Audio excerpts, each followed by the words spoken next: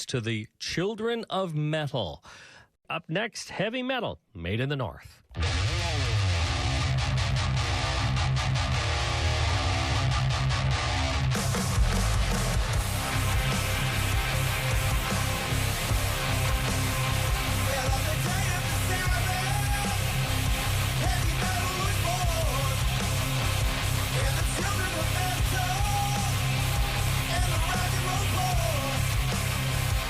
Well, that song may sound like it was made 40 years ago, but it's actually brand new. And if you listen carefully, you might have heard a reference to the Children of Metal. That's the name of an 8-piece North Bay band dedicated to the heavy metal of the 1980s. Now, they're getting ready to release their final album this spring and have a show this weekend at the Capitol Center in North Bay. Brian Ellesey is a teacher in Mattawa, also founder and lead singer of Children of Metal, and he's on the line now. Good morning. Morning, Marcus. How's it going? It's going okay. Tell me your story. How did you discover metal music? That's a great question. When I was a kid, I think the first group that I heard was Motley Crue. And I remember I was a big fan of Phil Collins at the time, and I still love Phil Collins. But when I heard that music, it was so exciting, the energy of it. And it just, as a young kid running around on a school ground, I was like, wow, this is amazing. So yeah, I fell in love with it, and I never really turned back. I've loved it ever since. Were you in a band back then? No, but it absolutely, because this is would have been when I was in grade 3 or grade 4, but it was certainly the impetus that eventually got me playing. Around grade 8, I started to sort of I got my first guitar and I started to play, and I've been playing ever since. So what's the story of the Children of Metal? How did that get started? It was during the pandemic. I was actually sitting on a beach in Cuba, and I was just like, wow, I'm not sure what's about to happen here. It was a little unnerving, and I do lots of different artistic projects, and I was like, I should do the thing that I really, really want to do, and I've always wanted to do, and it's to make a heavy metal band. And I write plays, and I direct, and I act, and I do all kinds of things, but of all the things I do, that was sort of at the top of the list. And so I was like, it's time. And here we are. So what was the goal initially? The goal was, as the goal remains to be, it was, I have a strong musical background. I have a strong background in how to present theater and things like that. I have a background in the arts. And the goal was, I want to do in this lifetime one thing where I do it as hard as I can do it, where I use all of my skills to make it as big and as interesting as possible.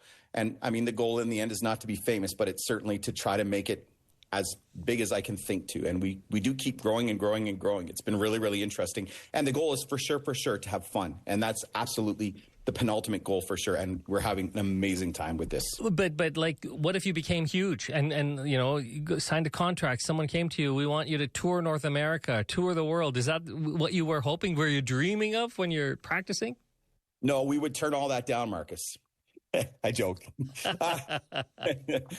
Sure, that'd be great. But I mean, I'm not holding my breath on that. I don't think anybody is, again, try to make it as big as you can. But I think the problem in having that as a goal is it's like the tail starts to wag the dog. I've seen people sort of, chase that. And it's like, you can't chase that. What you have to chase is your passion. You have to do things that you love, and you have to make that the goal always. And what comes of that is a byproduct. So yeah, that'd be great, but it's really not the focus, if that makes sense. How hard was it to find like-minded people to put this band together? It has been, at the outset, it was actually, there was just people around me. It was all kind of very serendipitous. There were people around me that were big metal fans from that era. They had this skill set to be able to play the music, because you have to be technically pretty adept to be able to play heavy metal from that era. It's those solos are very, very difficult to play. And the people were around me, and I just picked them up. We've undergone some changes of people, and it's been tough to find new people, but we're doing well. And it's quite an eclectic mix of people, isn't it? Yes, it is. We have our youngest two are 18 and 19. And then we have 2 that are in their sort of 20s, early 20s. And then right up to me, and I'm the oldest, and I'm 51. So like it's all over the map, but it's cool. Like it's a really, really fun energy amongst us. And it's all people that really love this music. I mean, it's coming back, eh? Like that 80s metal is really sort of becoming in vogue. So a lot of young people are really, really interested in what we're doing, and finding young people to want to play with us has been not too tough, really, because kids, they understand the music, they're listening to it. So, well, yeah. And you've recorded, right? You've got some vinyl. Yes, we do. We press 2 vinyl records. Like we have 2 full-length albums, and it's on Spotify and all those different things. And yeah, so you're making money? We're making enough money that we can reinvest it in the band and grow. And that's, but I mean, I said to everybody at the start, it's like, we won't pay out anybody. You know, like we have a show at Lee's Palace in Toronto coming up in May. And the money that, you know, we probably will make some money this weekend at the Capitol Center, and then we'll take all that money and use it to start advertising campaigns in Toronto, which are expensive. But again, it's like, do you remember the one red paperclip? No, that was like an internet thing where there was this fella who had got a red paperclip and he was going to try to trade it. Yeah. The house. Yeah, that's sort of how we're approaching this. I said, everyone just let me keep trading up the one red paperclip. Like, we're not going to pay ourselves anything. We'll just keep parlaying the money that we've got into the next thing and just keep growing and growing and growing. And it's been working so well that I think generally entirely the band is like, keep going, like keep doing what you're doing, because it's really, really neat to watch us continue to grow and grow. So in addition to the vinyl, I hear you also have merch, right? T-shirts and stuff. Oh my goodness, yes. Yeah, we are a merchandising machine. And again, it's not about making money.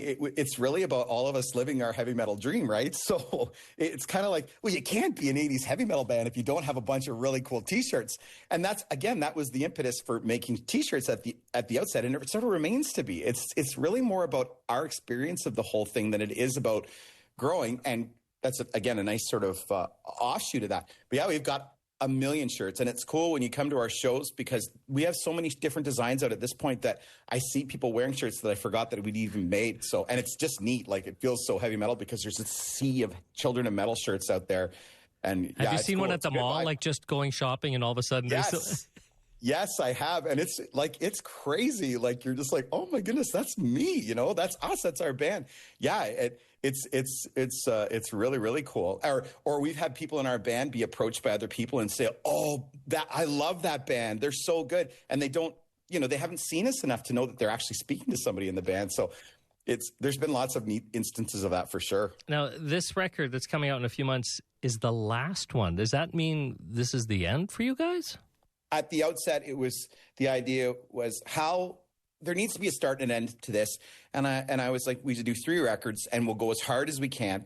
And then that'll be the end. And I mean, as you had said, I mean, if something should show up and suddenly there's enough synergy that things from the outside should sort of say, will take us along, then sure, we'll keep going. But we work really, really, really, really, really, really hard at this.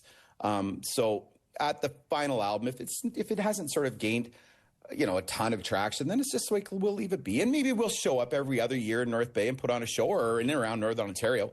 But yeah, that's sort of the projected end at this point. But it really keeps growing and growing and growing. So who knows what's going to happen at this point? What's your favorite thing about being in Children of Metal? Oh, I love so much about it. I love my bandmates. I love spending time with my bandmates. I love making this music for my bandmates. I love making this music. I love making this music. I love it. And if nobody shows up, and if nobody had ever thought a thing about it, it wouldn't have mattered to us one bit. That is Brian Elsey of Mattawa, lead singer and founder of Children of Metal. The North Bay Band is playing the Capitol Center Saturday. They're getting ready to release their final album.